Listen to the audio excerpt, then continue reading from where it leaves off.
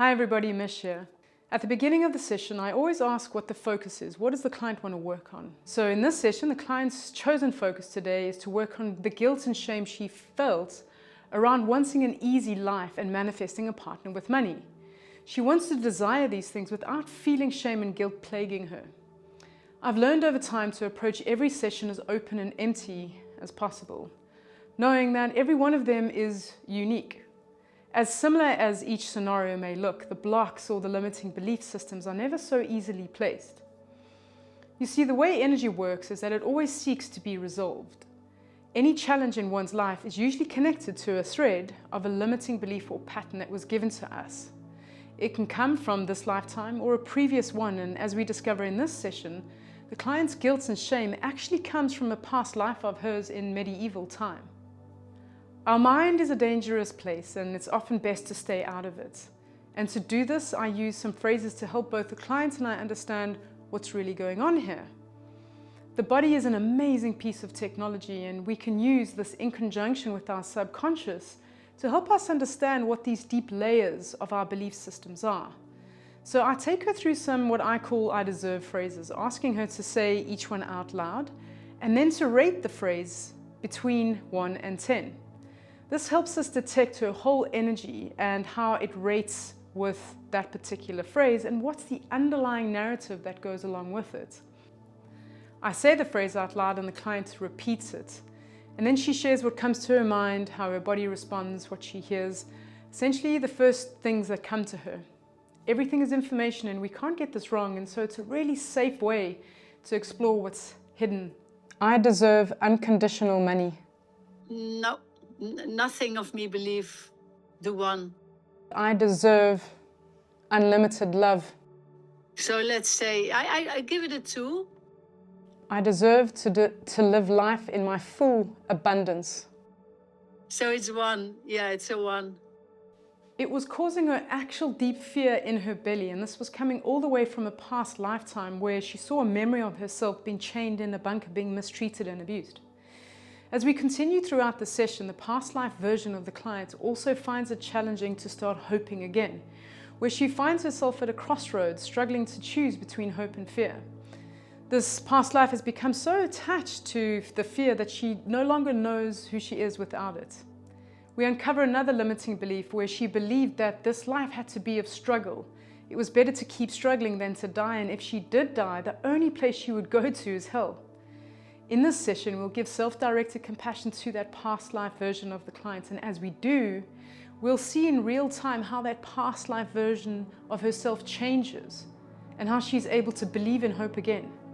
This shift in energy and perspective allows her to break the chains she saw around her wrists, and it was causing that physical fear she was experiencing during the session in her belly to completely disappear.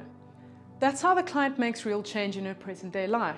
We untangle from that thread of the limiting belief that has been an undercurrent in her present field.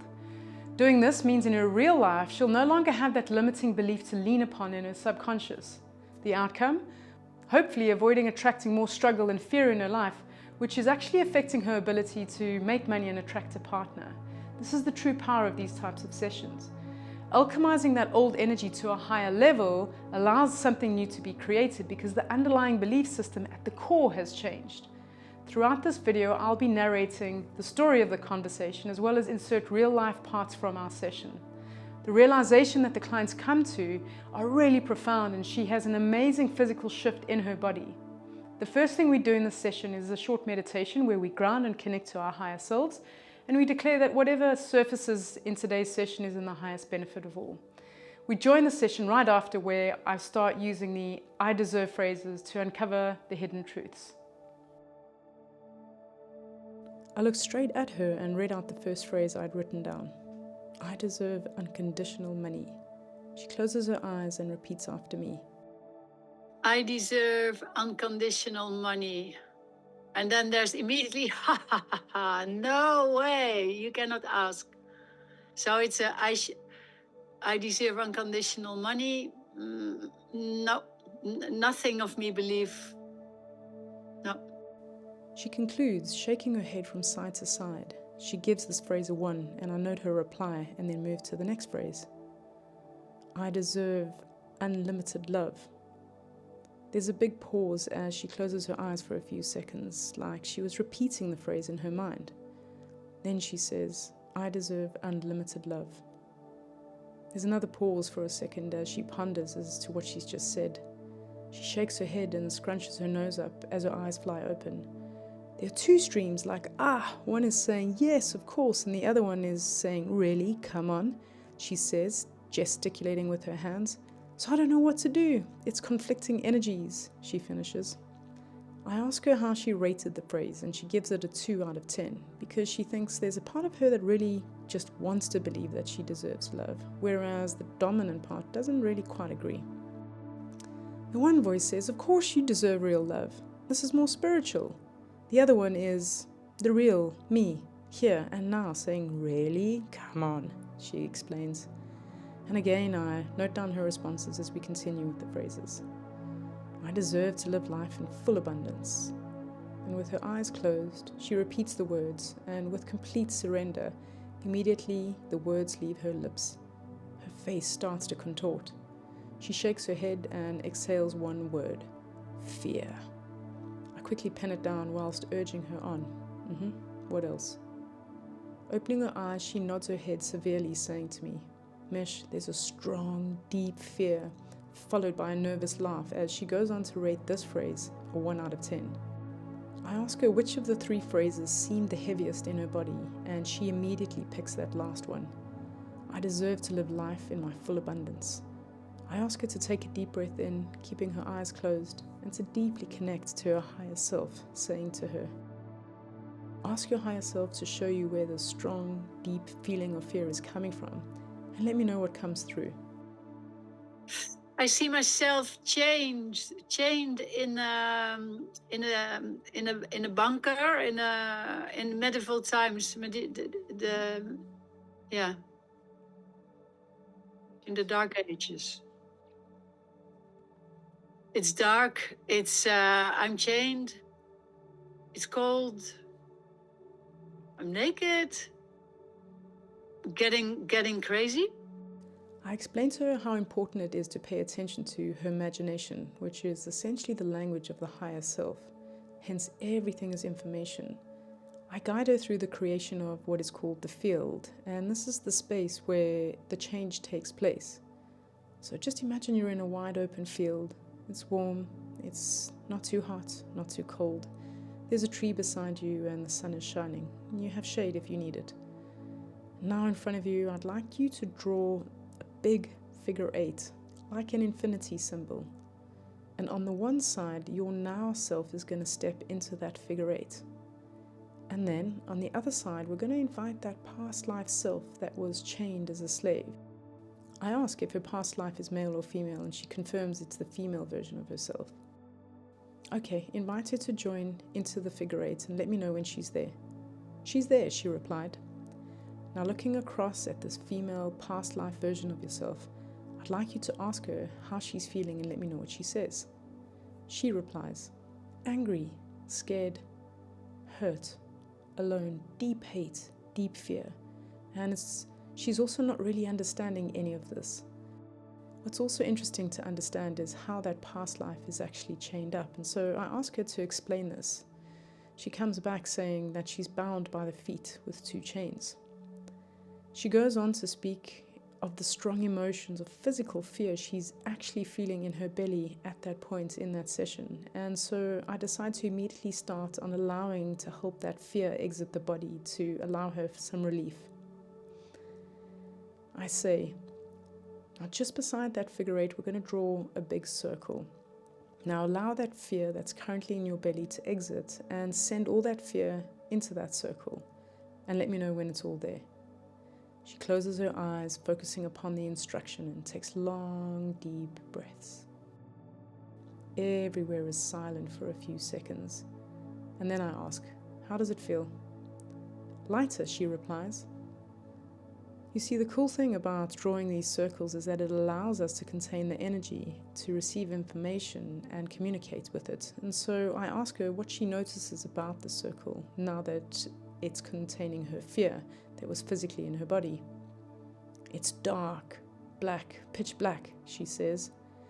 Then she further goes on to say that it looks more like when people have fat sucked out of their bodies. As she mentions fat being sucked out of her body, I do get the sense that she associates this image with the notion of rich people and her rejection of wealth. Let's see if my sense is indeed correct, and this is an underlying program that she has in her field.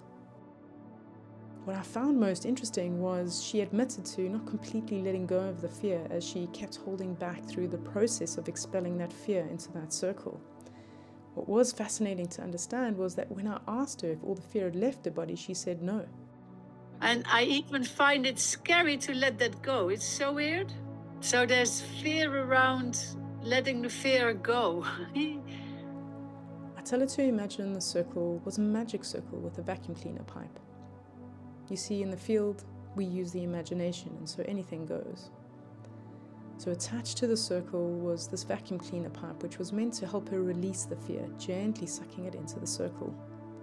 I lean back and I watch her reaction closely, whilst patiently waiting for her feedback on the effectiveness of this magic vacuum cleaner. It's easy to suck out with a vacuum pipe, but my physical body, my physical belly right now, Mish, that's the part that just won't let go, she responds. It feels like it's not a part of me, she continues. There's a desire to let it go, but somehow I can't. I don't believe that I can let it go. I write down this new piece of information and I ask her to leave the vacuum cleaner as it is, whilst we give some self-directed compassion to her past self and see what arises. You see, the vibration of giving self-directed compassion is really high, and so when we offer this to our past life selves or even to ourselves, it helps us dissolve that and untangle it in our field, and so this is our intention. I close my eyes and she does the same, and we begin. And so just taking a deep breath in and out and just dropping your focus down into your heart space. Just focus on this warm, loving energy coming out from your heart space, radiating throughout your whole body, your whole being, your whole energy field, across all time, space, and realities.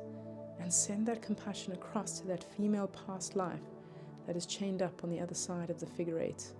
And say, I'm so sorry you feel deep fear. I'm so sorry you feel deep fear. I'm so sorry this fear is so strong. I'm so sorry this fear is so strong. I'm so sorry this fear makes you nervous. I'm so sorry this fear makes you nervous. I'm so sorry you're caught in the dark. I'm so sorry you're caught in the dark. I'm so sorry the only thing you can hold on to is this fear. I'm so sorry the only thing you can hold on to is this fear.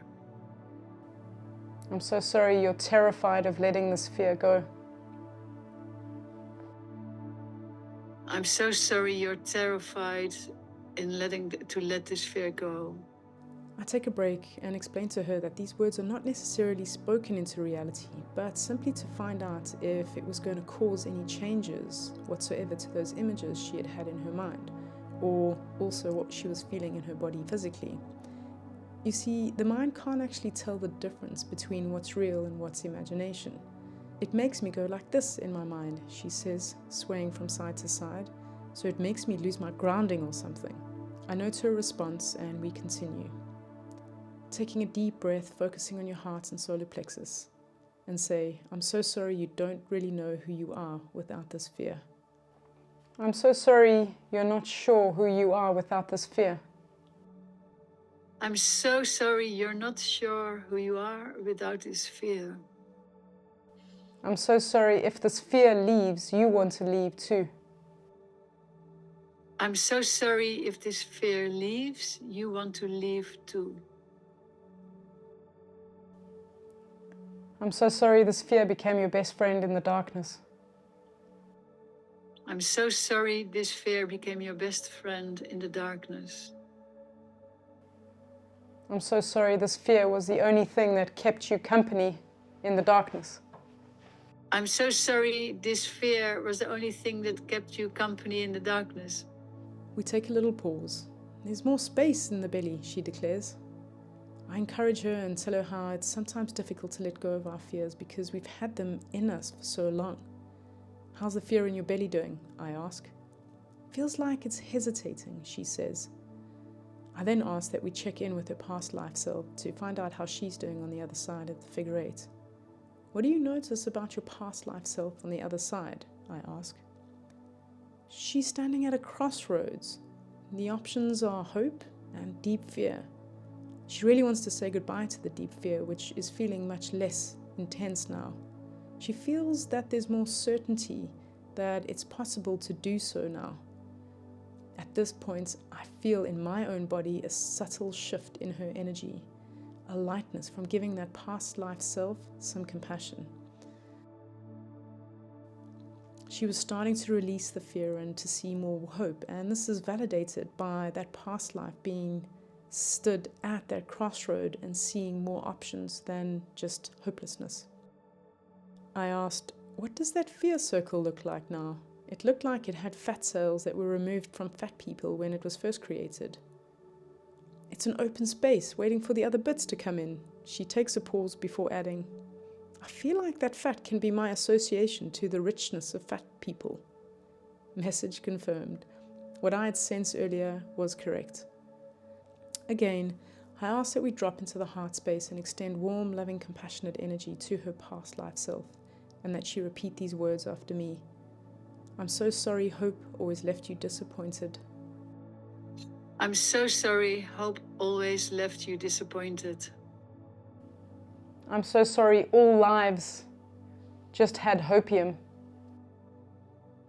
I'm so sorry all lives just had hopium. I paused again to make sure that she knew what hopium meant. It's like opium but with hope, she says.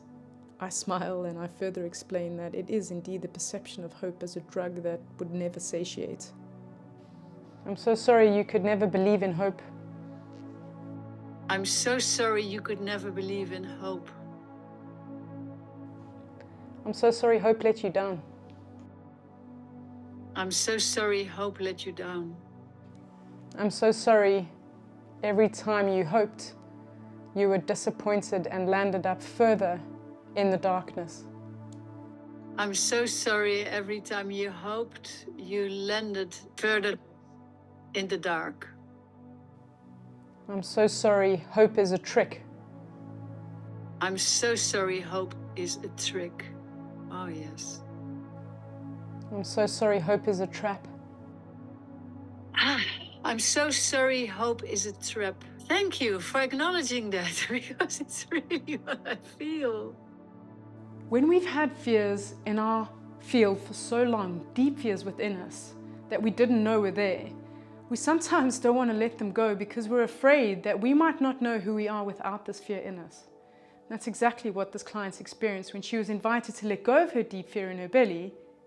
The language of the higher self is the imagination, and these images that are shown to us when we're working in the field communicate how we perceive things, allowing us to make change in a real safe way. The change comes often from focusing on the energy and giving it compassion. When we say and acknowledge exactly how we feel, we can give our pain movement, and this is how powerful our focus and our words can be. We saw in real time how the client, when she said the words, "I'm so sorry hope is a trap," she let out a huge sigh of relief. I could actually see it notably in her face, how she changed. She began to feel better and even managed to laugh a little. And with that, when we saw the image of the past life, it was changing too. Also feeling differently. She was able to hope again and to choose that path of hope instead of deep fear. And this is how a new reality is created, by watching that past life self make a new choice. It's incredibly powerful stuff. And as we continue with this session, we unearth a new limiting belief from the past life self. Let's dive in and see how the story unfolds. Yeah, and there comes this belief, yeah, but life is a struggle, life is a struggle, life is a struggle. When we check back in with the past life on the other side of the figure 8, asking her what she believes about the world, she says that she believes that life must be a struggle because that's what she's experiencing. She explains that she sees her husband of that past life and how he mistreated and abused her. He made her believe that the only way for her to get food and to survive would be to struggle. And then came another realization for the client, and she was absolutely stunned by this. That was exactly how she felt about her life now, that it had to be a struggle in order to eat. And that's really why things weren't flowing in her business. She was blown away by this information, and in finding that similar thread that went all the way back to the past life where it was created. This is called the deep karmic layer that we're working to release. You see, until that energy is resolved, that thread will remain in one's life and it will manifest in different ways. Until the wisdom of that belief system is understood, then it will just continue to emit that frequency in that client's life, and it would continue to be a struggle. So the intention here is to get that past life and the client to a better imagined state, ultimately a better imagined feeling in the body. So let's dive back in and see how the session progresses. I then asked her that we check back in with the body and the stubborn deep fear that wouldn't leave. I can be with the fear from a stronger position, like I can handle it, she says. I can handle having the fear, but it's still there. I ask her what's happening with the circle, and she says that it's actually inviting that deep stubborn fear in her body to come on over. I say, it feels like that deep fear won't leave because you've become comfortable with that fear. Does that sound right? She affirms these feelings are exactly right, and we go back to check in with the past life self. Ask that past life how she's feeling now, and tell me what she says. I wanted to leave. I wanted to fully, she really wants it to leave. I wanted to leave. The fear, yeah. I don't want this, I don't want this. I choose not to want this. She went on to say this past life was now filled with hope and didn't look so slumped over and demotivated anymore. I asked about the crossroad on which she was standing earlier and where the past life now stood. Had she chosen a road of fear, or had she chosen the road of hope? To her own delight, she says that the past life had indeed chosen the road of hope. Another big shift in energies, a new choice taken by a past life, creating a new reality. And this is really, really important. The client seeing in her imagination that her past life had chosen herself. She had chosen that road of hope, which was super important. We continued with more compassion to create more change. I'm so sorry. Your fear is so stubborn. I'm so sorry your fear is so stubborn. I'm so sorry you believe you need to carry this fear. I'm so sorry you believe you need to carry this fear. I'm so sorry you believe you need to carry something. I'm so sorry you need to believe you'd have to carry something. I'm so sorry it's unbelievable that you don't have to carry anything at all. I'm so sorry it's unbelievable that you don't have to carry anything at all. I'm so sorry you believe you need a burden to be alive. I'm so sorry you believe you need a burden to be alive. She sighs after that phrase and says, yeah, there I get also a lot of fighting between a husband and her seems like this, and that he's really programming this burden thing. I nod to show that I understood the image that she was explaining to me before continuing with some more clearing phrases. I'm so sorry he made you believe that you were a burden. I'm so sorry he made you believe that you are a burden. I'm so sorry you believed burdens held value. I'm so sorry you believed burdens held value.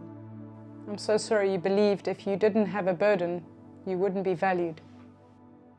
I'm so sorry you believed if you didn't have a burden, you wouldn't be valued.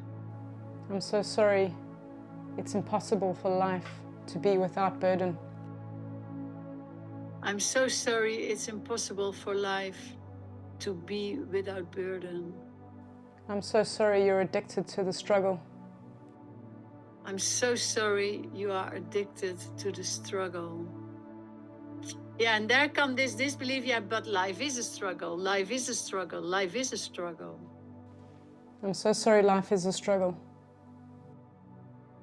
I'm so sorry life is a struggle. I'm so sorry that's the only reality you can believe. I'm so sorry that's the only reality you can believe. It's almost like if you didn't struggle, you wouldn't get food, or you wouldn't survive, you know, like that's what I'm saying, is like he would make you struggle so that you could eat. This realization made the hurt evident on the client's face as she realizes with a tiny laugh, whilst nodding her head in agreement to what I just said. I'm so sorry you had to struggle in order to eat. I'm so sorry you had to struggle in order to eat. I'm so sorry you had to struggle to have a roof over your head. I'm so sorry you had to struggle to have a roof over your head. I'm so sorry you were always living within an inch of your life. I'm so sorry you were always living within an inch of your life. Irene sighs deeply, and I go on to mention that it seemed that the image of her past life was always so close to death. I'm so sorry you were always so close to death. I'm so sorry you were always so close to death.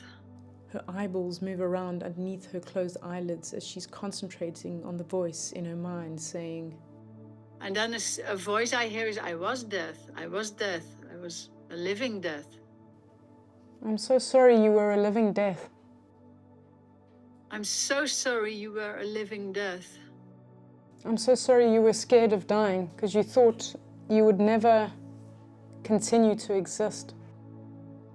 I'm so sorry you were scared of dying because you believed you could never exist. I'm so sorry you believed if you died you were obsolete. I'm so sorry you believed that if you died, you were obsolete. She goes on to explain what she was seeing in her mind's eye as the images changed as a result of saying these phrases of compassion. It looked like a painting in a monastery with an evil print depicting a horrific situation. She saw how she believed that if she had died, the only place that she could go was hell. That's why she had to keep struggling to stay alive. She didn't want to go to hell. And this is absolutely huge. This is a huge program that we've uncovered from her past life as a narrative that's been emitting a frequency of this program. I'm so sorry you thought when you died you went to hell. I'm so sorry you thought when you died you went to hell. I'm so sorry you didn't realize your burdens were a living hell. I'm so sorry you didn't realize that your burdens were a living hell. I'm so sorry you got comfortable in this living hell. I'm so sorry you got comfortable in this living hell. I'm so sorry you thought you would never be able to leave the darkness. I'm so sorry you thought you would never be able to leave the darkness. I'm so sorry he chained you up in the darkness. I'm so sorry he chained you up in the darkness. I'm so sorry he took control over your life. I'm so sorry he took control over your life. I'm so sorry he beat the light out of you. I'm so sorry he beat the light out of you. I'm so sorry he manipulated the light out of you. I'm so sorry he manipulated the light out of you. I'm so sorry he manipulated the life out of you.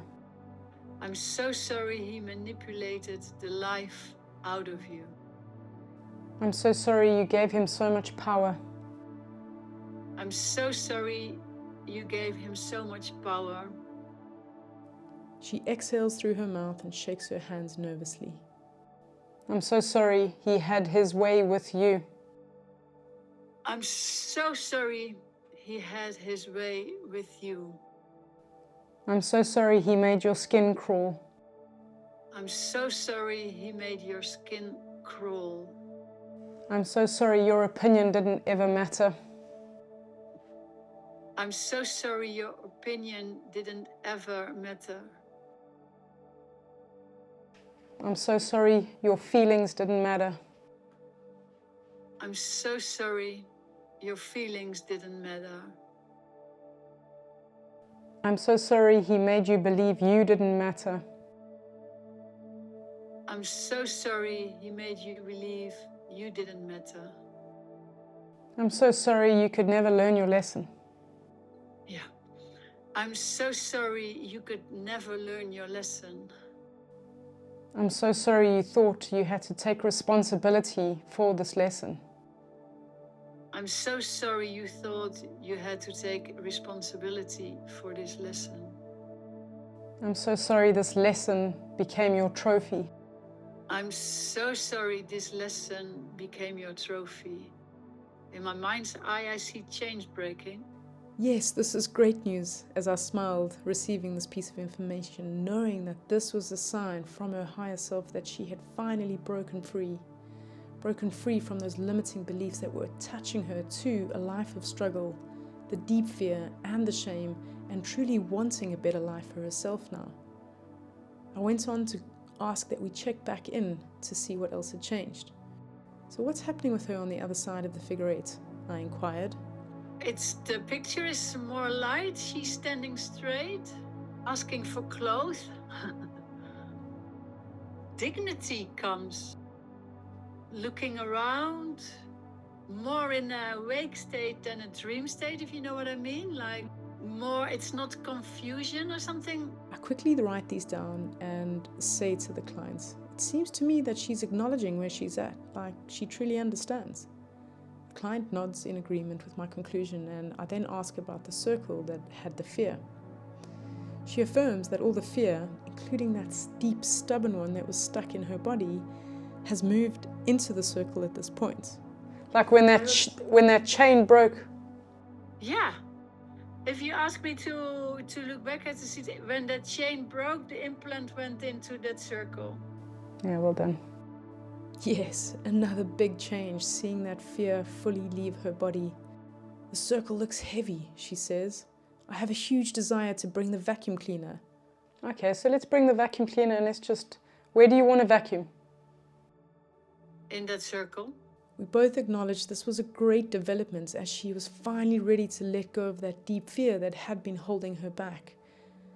Remember, this is just an energy in her body, and energy always seeks to be resolved, and it can unstick itself when we give it compassion. I say to her, so in your mind's eye, you're in the field and you take this vacuum cleaner. The end of the pipe goes into an ultraviolet flame that transmutes all darkness into the light. No darkness can withstand this flame. And so you take this pipe fully charged and you step towards that fear in that circle that has been within you for eons. And you go ahead and push the on button for that vacuum cleaner. I'm like a Viking, she declares, laughing excitedly. But I'm afraid there's still something in my belly. I ask her to point the vacuum cleaner at her belly to see what happens. I feel lighter, she said after a few seconds, and just lets out a little sigh of relief. She explains it was a false alarm and the vacuum cleaner at this point was actually just getting smaller. There was no longer a need, and it was actually leaving altogether with the fear in the circle. I asked that we check back in with that past life to see how she's feeling now. And also like how, as if she's observing the past where she was chained and in the dark and looking at it and why? How could this happen? And not in a judgmental way or something, but just real curiosity. She finishes with a smile, and I nod and smile back at her. This is a good place, I say. Definitely better than where she was. The client lets out a genuine smile across her face and agrees with me. Yes, totally better. Despite the number of times I go through these sessions, I still get so pleasantly surprised as to how much we can change just by using simple words of compassion. Indeed, when we're constantly feeling strong negative emotions, it's important to check in with ourselves to see where the root is of these. When that past life is offered, the option of choosing between hope and fear. Although she struggled a bit with letting go of the fear, which had grown to actually be a part of her, she was eventually able to let it go completely. This resulted in her feeling much lighter and radiating with positive energy, as she agreed that she was indeed in a better place. Understanding and making sense of how we feel is critically important. Remember, our body is a super powerful technology. It uses emotions as indicators to let us know what frequency we're vibrating at. You see, when we're vibrating at a high frequency, essentially feeling good, we manifest synchronicities in our life. Our life just tends to flow. It's a lot easier. When we vibrate at a low frequency, we manifest chaos. This is when we're thinking things like shame, guilt, fear. Emotions are not to be judged, but rather to be welcomed as a signal to tell us where we're currently at, allowing us to make a change if we need to. We're not meant to feel deep fear. We're not meant to feel shame. We're not meant to struggle in this life. We all deserve to be here equally. And we all deserve to live life in our full abundance. It's just a choice that we need to make inside ourselves first, before that can actually become a reality in our real world. Be sure to like and subscribe, and you can make sure you get notified when the next video is out. And if you have any comments about your past life experiences, make sure to put them in the comments below. I'd love to hear. If you'd like to experience a session of change with me in my private sessions, then check out the link below to apply. Thanks so much for watching Growing Through Grace. Real stories, real change.